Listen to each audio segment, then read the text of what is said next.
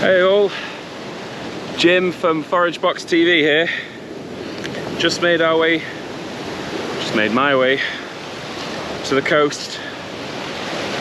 Beautiful, beautiful sunny day.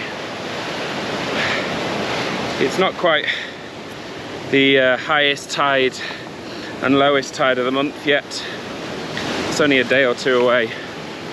But I thought I'd come and chance my arm at some fishing. Fishing for anything really. Gonna chuck a lobster pot in as well. But most importantly, I'm gonna be picking some seaweed. Now, depending on how far the tide goes out and how far these rocks here go out, will depend on what species we find, but we should get some good range on it, and hopefully that will mean that we can have a look at lots of different things. So all these cliffs, which are a bit crumbly, so I'm not going to be staying around them too much. I don't want to get bumped on the head. But you can just see how dramatic this coastline is. All the way out there, it's a little peninsula just up here. And I'm going to try and do some casting in off the rocks just on here, because there is a bit of a ledge. And this ledge wants to go and join them. No, I can't say that, can I? Anyway. That was a bit hammy, sorry. Yeah, a bit of a ledge over here. And you can see there's loads of seaweed that's been washed up on the shoreline here. That's, oh my bird. That's a good sign for what we might find. This is about as high as high tide gets. Oh, hello mate. Hey dude, just a little seal pup. I'm just going to back off so that he knows I'm not there. Can't tell if he's injured up or he's just having a little sunbathe, but there he goes into the water. Swim safely, dude. I don't know if he will swim safely around those rocks, to be honest, but he's far more confident than I am. And yeah.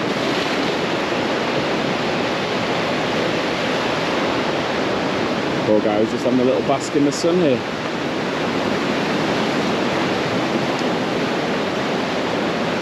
He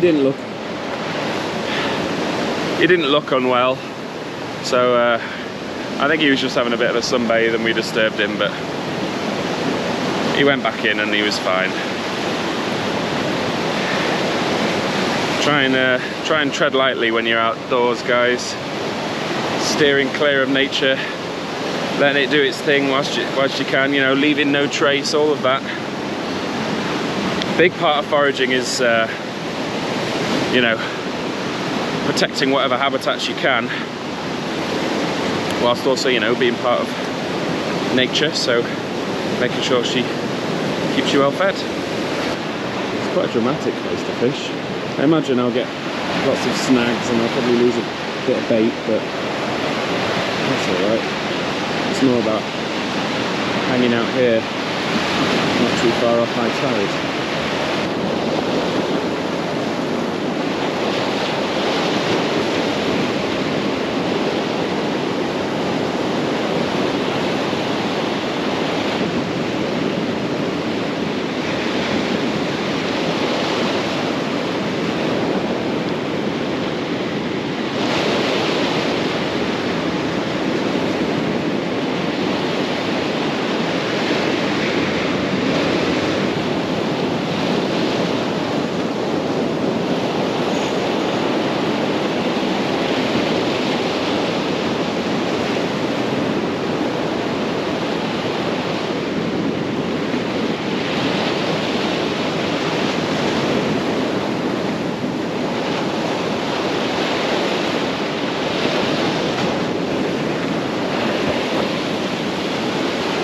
So I've not caught any fish yet, but I've caught a grand selection of seaweed, including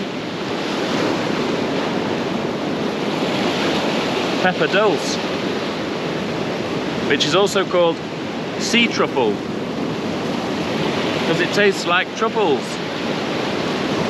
So that bodes well for low tide, because I'd love to collect lots and lots of that. You can see there's a few other bits and pieces on here. Bit of kelp. Bit more pepper dulse. Absolutely the best thing to forage. Amazing. But I would like some fish for my tea. So I'm gonna get back on it. Well, it's a bit too dangerous to do fishing along here, I think. You can see how the waves are absolutely smashing against it. And we'll just take one of them to... Oh, there we go. Just take one of them and then be fishing. Whoa! Oh, wet feet. Never mind. Right. Let's get off these cliffs before I'm another statistic. Always stick to seaweed and shellfish when the water's gone. It's not worth it, it's just a fish.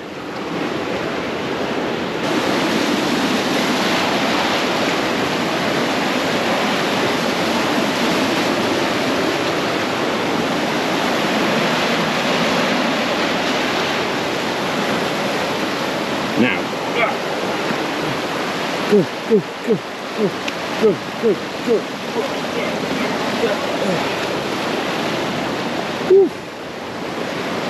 Made it.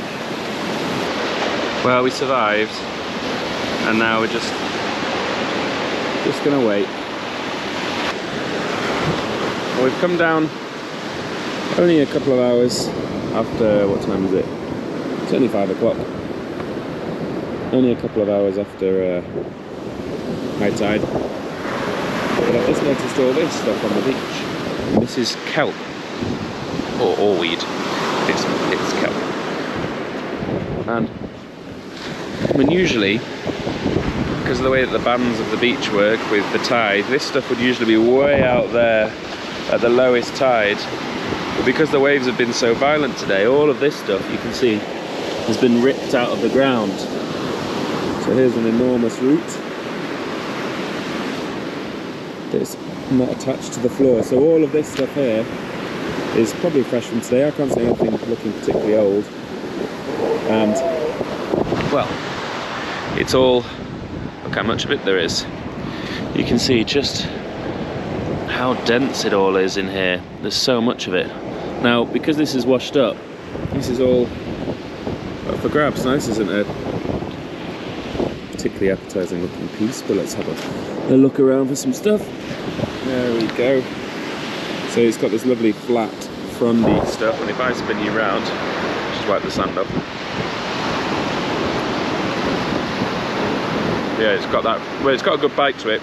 It's got that really familiar seaweedy flavour. Now we're going to be looking for slightly more interesting bits and bobs than just kelp, but it's good to know that this stuff's here. Kelp forests are a very important ecosystem out there. You can see where it's all sat in those waves there. That's going to be doing lots of lovely photosynthesizing and all the other bits and bobs contributing to the ecosystem. And it's not a bad one to know, but it's not necessarily one we're going to be focusing on. So we're going to go look for something else.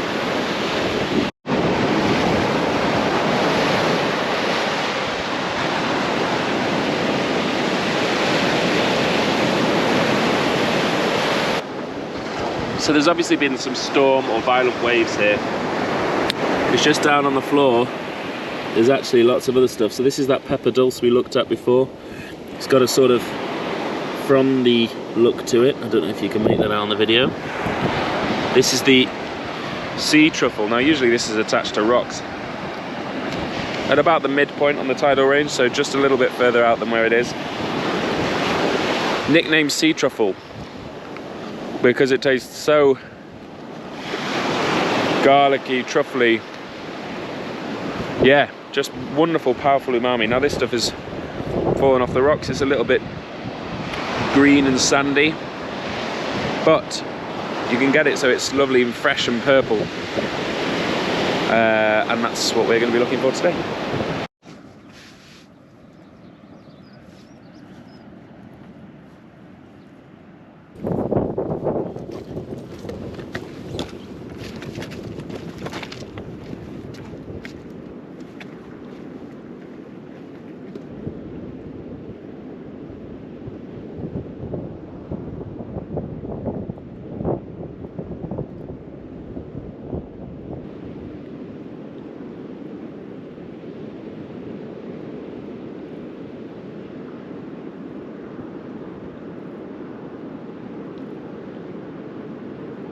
Right, lobster pot's in place.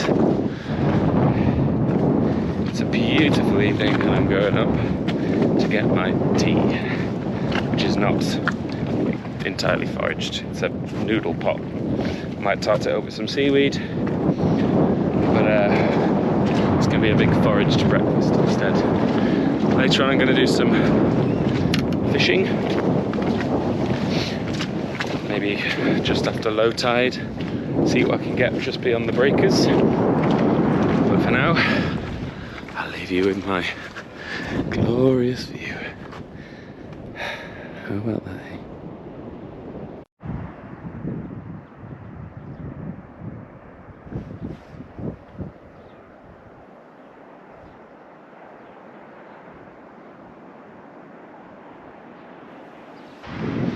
Well, didn't catch anything, but I did lose my my spinner in amongst the kelp. So, calling it a night. You see the sun, well, we go to that light, the sunset is still doing its beautiful thing over there. Our lobster pot is just on that corner there. And yeah, I guess I'll see you in the morning. Good night.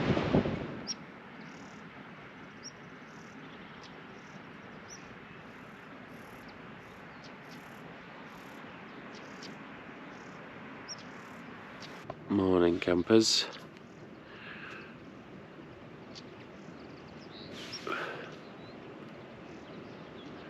Decent night's sleep. Midgies. Decent night's sleep last night.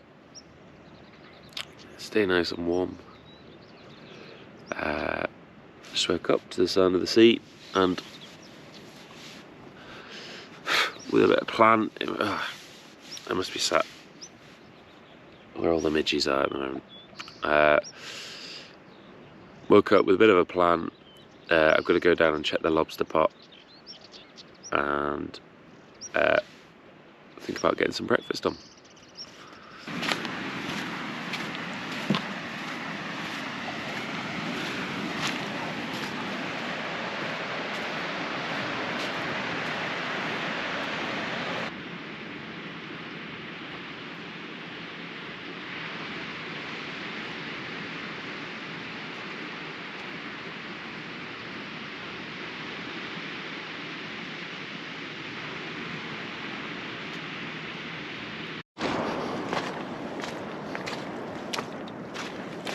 Well, there's our lobster pot, just lurking in the water.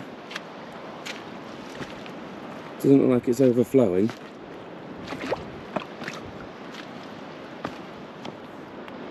Not a sausage. Fair enough. Oh, just one little velvet swimming crab. Morning, mate. How you doing? I'll get you set free, mate. We don't really need you for breakfast.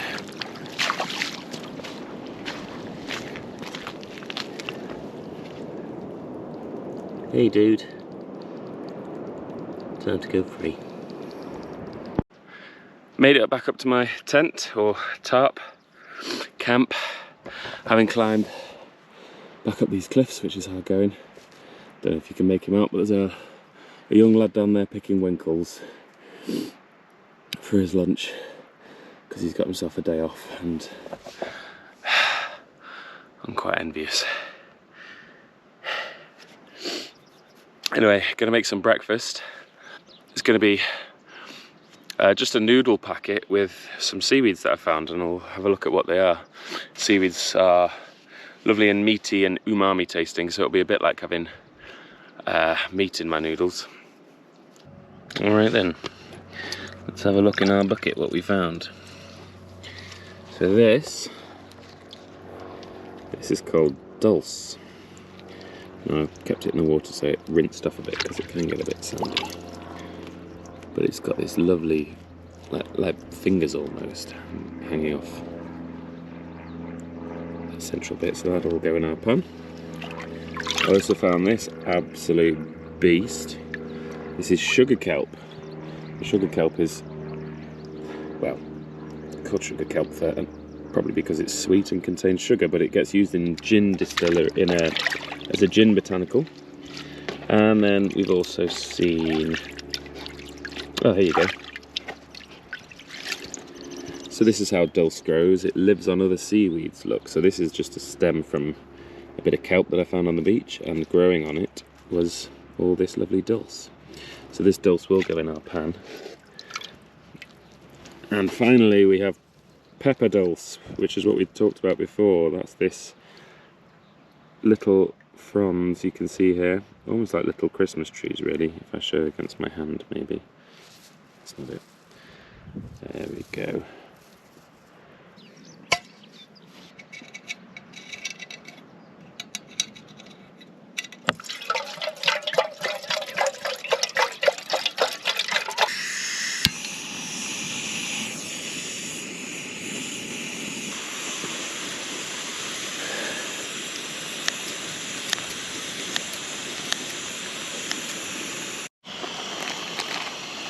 Okay, that's just starting to simmer. So in goes our noodle pot. Sink in.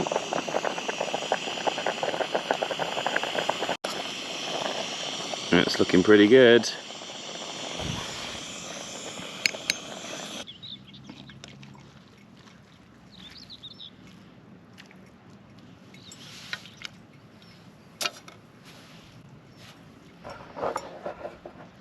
And there we go. Seaweed noodle broth to go with my view.